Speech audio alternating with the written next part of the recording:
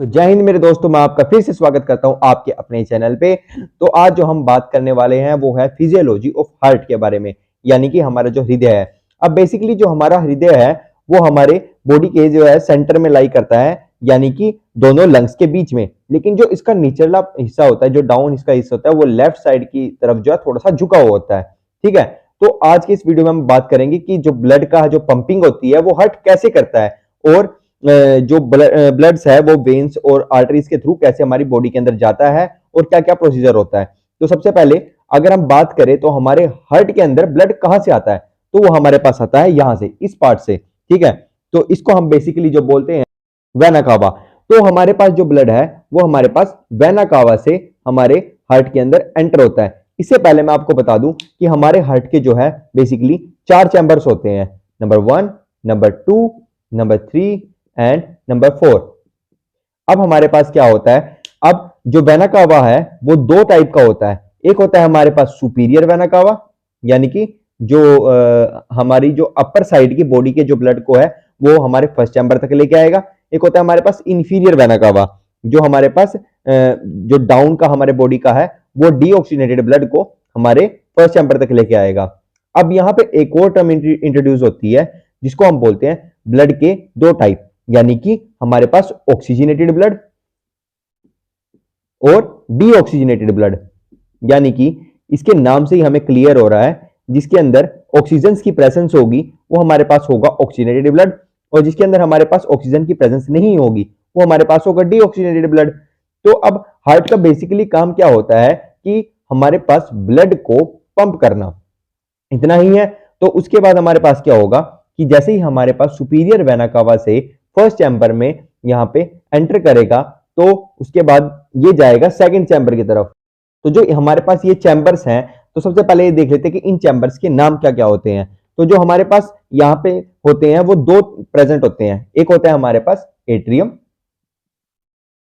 जिसमें हमारे पास दोनों साइड एट्रियम प्रेजेंट होते हैं। अब हम इसको बोलेंगे राइट एट्रियम,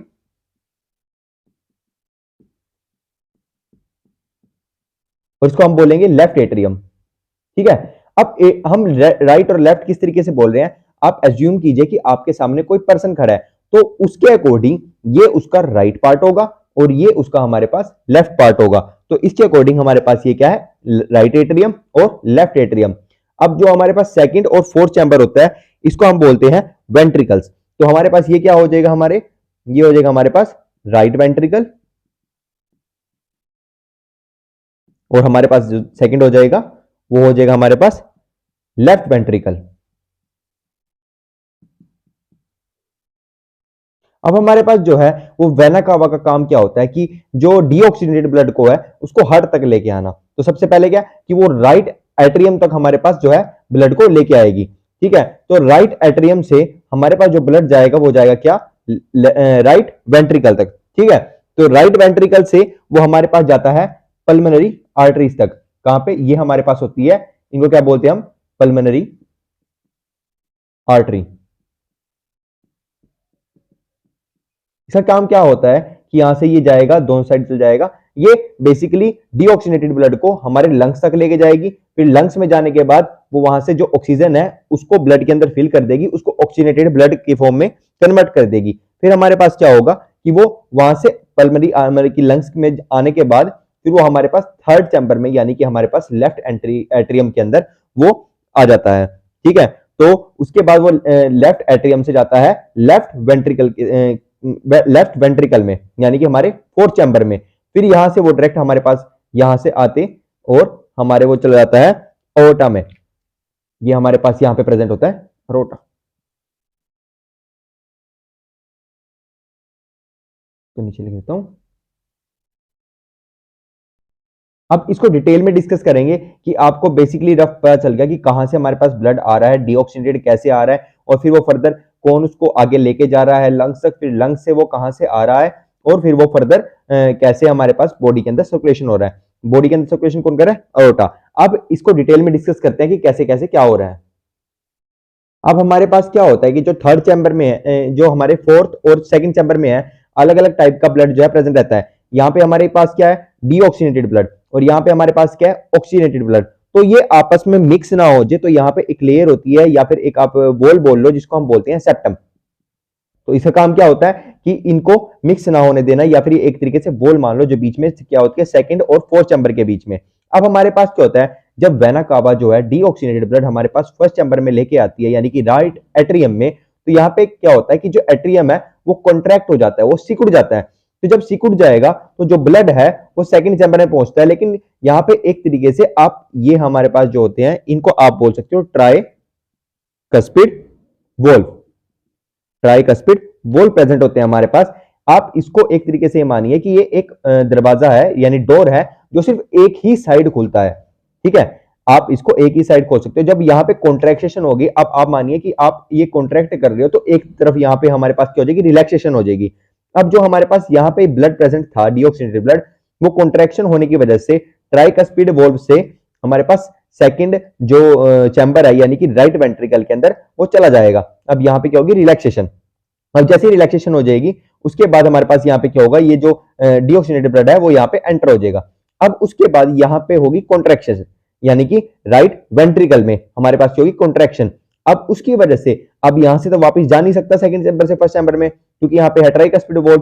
तो यहां से वो कहा जाएगा पल्मोनरी आर्टरीज के अंदर। पल्मोनरी आर्टरीज के अंदर जाके ये हमारे पास कहां फर्दर कहा जाएगा, लंग्स के अंदर जाएगा। उसके बाद हमारे पास लंग्स से ये ऑक्सीनेटेड ब्लड कन्वर्ट होने के बाद ये हमारे पास कहां आता है, लेफ्ट एट्रियम के अंदर, जो लेफ्ट एट्रियम के अंदर आता है।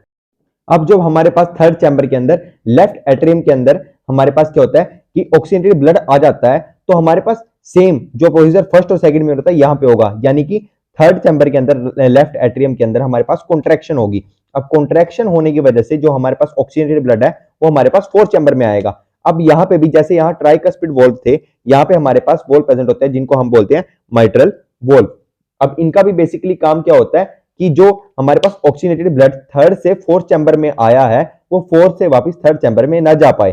तो जैसे ही थर्ड चैम्बर कॉन्ट्रैक्ट होगा, फोर्थ चैम्बर रिलैक्सेशन होगा, जिसकी वजह से हमारे पास लेफ्ट एट्रियम से वेंट्रिकल में हमारे पास ब्लड की क्या हो जाएगी, ब्लड जो है आ जाएगा यहाँ रिलैक्सेशन। अब यहाँ पे दोबारा कॉन्ट्रैक्शन होगी।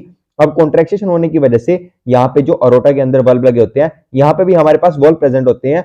ये जो अरोटा के अंदर होते हैं इनको हम क्या बोलते हैं, बेसिकली अरोटिक वल्व, अरोटिक वल्व।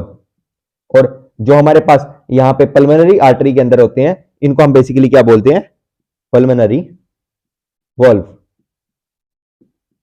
जो हमारे पास क्या करते हैं, पल्मोनरी वल्व हमारे पास रोकते हैं कि पल्मोनरी आर्टरी से हमारे पास राइट वेंट्रिकल के अंदर दोबारा ब्लड ना चला जाए। सिमिलरली हमारे पास जो है जो एरोटिक वल्व होते हैं वो रोकते हैं कि जो हमारा ऑक्सीडेटिव ब्लड है वो अरोटा से वापस लेफ्ट चैम्बर के अंदर यानी कि लेफ्ट वेंट्रिकल के अंदर ना चला जाए। तो इस तरीके से हमारे पास ब्लड का सर्कुलेशन होता है। तो फर्दर जो हमारे पास अरोटा है ये पूरे बॉडी में जो है हमारे पास ब्लड को सप्लाई करता है। अब बाय डेफिनेशन जो हमारे पास आर्टरी है और जो वेन्स है हम डिफाइन कर सकते हैं कि जो हमारे पास बेसिकली डेफिनेशन से कि जो वेन्स होती है यानी कि जो हार्ट तक ब्लड लेके आ रही हैं उनको हम वेन्स बोलेंगे, और जो हार्ट से ब्लड लेके जा रही हैं उनको हम आर्टरी बोलेंगे। लेकिन यहाँ पे एक ट्विस्ट है थोड़ा सा, यहाँ पे एक एक्सेप्शन बोल सकते हो। वो क्या है कि हमारे पास आप ये देखिए कि अगर हम डेफिनेशन के से देखें तो यानी कि जो हमारे पास जो है हार्ट के अंदर ब्लड लेके आ रही है उनको हम क्या बोल रहे हैं, वेन्स। तो यानी कि वेन्स के अंदर क्या होगा, डीऑक्सीनेटेड ब्लड।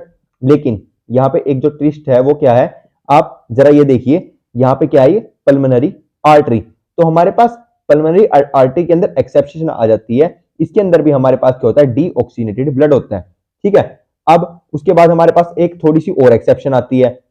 एक्सेप्शन क्या आती है कि हमारे पास जो ये है हमारे पास पल्मोनरी वेन्स, ये हमारे पास क्या है, पल्मोनरी वेन्स। लेकिन ये क्या कर रही है, जो हमारे पास लंग से ऑक्सीनेटेड ब्लड को लेके आ रही है हमारे पास लेफ्ट एट्रियम तक।